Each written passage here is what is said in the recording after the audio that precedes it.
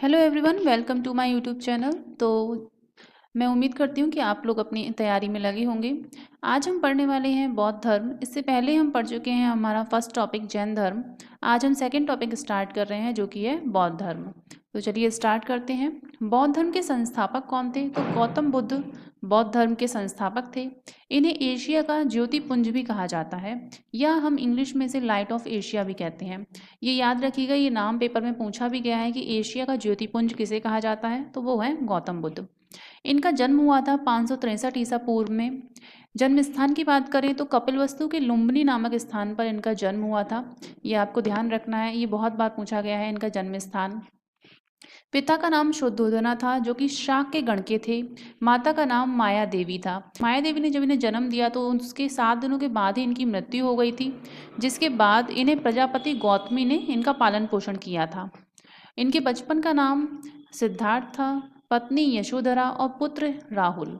गृह त्याग की बात करें तो 29 वर्ष की अवस्था में संसार के दुखों को देखकर इन्होंने गृह त्याग कर दिया था। इस घटना को कहा जाता है महाभिनिष्क्रमण।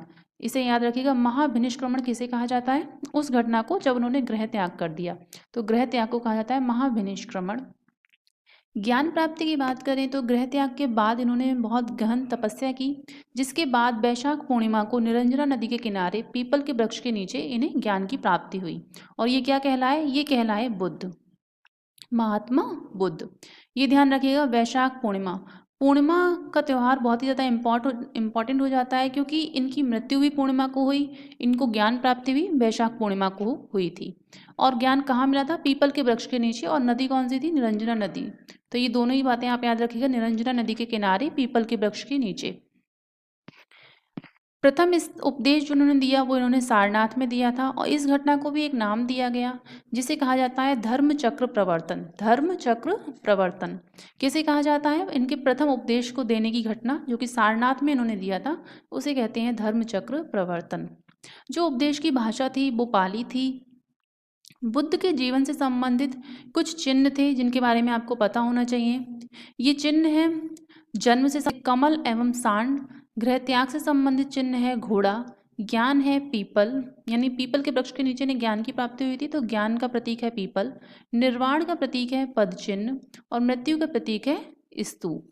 आगे हम बात करें, इन्होंने सबसे ज़्यादा जो उपदेश दिए थे वो दिए थे श्रावस्ती में। ये इंपॉर्टेंट क्वेश्चन है, सबसे ज़्यादा बुद्ध ने अपने उपदेश कहाँ दिए थे? तो श्रावस्ती में। अनुयायी इनके कौन कौन थे? कुछ राजा इनके अनुयायी थे। प्रमुख का नाम आप ध्यान रखिएगा, बिंबिसार और प्रसेनजित, इन दोनों के ही नाम आप याद रखिएगा। महापरिनिर्वाण की बात करें, महापरिनिर्वाण यानी जब इनकी मृत्यु हुई थी तो उसे कहा जाता है महापरिनिर्वाण। कब हुई थी? 483 ईसा पूर्व में। किस स्थान पर? कुशीनारा, जो कहाँ है? यूपी में।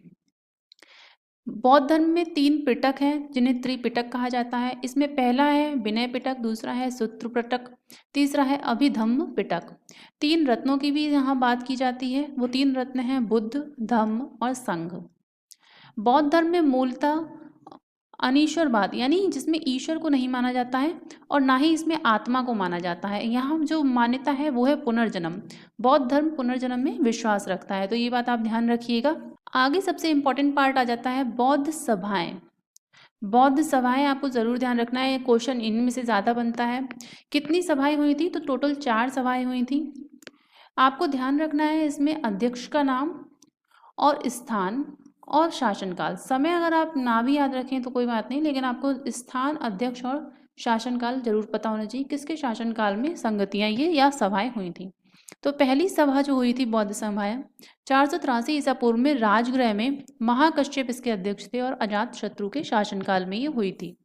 दूसरी सभा की बात करें तो 383 ईसा पूर्व में वैशाली में, सवाकामी इसके अध्यक्ष थे और कालाशोक के शासनकाल में ये हुई थी। तीसरी बौद्ध सभा की बात करें 255 ईसा पूर्व में पाटलिपुत्र में हुई थी, और इसके जो अध्यक्ष थे वो थे मोगली पुत्र तिस्स, और जो शासनकाल जिसमें हुआ था, जिसके शासन में, वो थे अशोक। चतुर्थ बौद्ध संगति की बात करें, प्रथम शताब्दी में ये हुई थी, कुंडल वन में हुई थी। वसुमित्र या अशोक इसके अध्यक्ष थे और कनिष्क के शासनकाल में ये हुई थी। इंपॉर्टेंट सबसे ज़्यादा पूछा जाता है, अगर इन तीनों में भी आप बात करें, स्थान, अध्यक्ष और शासनकाल में, तो स्थान पूछे गए हैं कई बार और शासनकाल कि किस शासक के समय में संगतियाँ हुई थी। तो आप ध्यान रखिएगा, राजगृह, वैशाली, पाटलिपुत्र और कुंडलवन में, अजातशत्रु, कालाशोक, अशोक और कनिष्क में ने इन संगतियों को कराया था। इसके 2 भाग थे। बौद्ध चतुर्थ बौद्ध संगति के बाद या सभा के बाद जो बौद्ध धर्म था 2 भागों में विभाजित हो गया था, एक हीनयान और दूसरी महायान।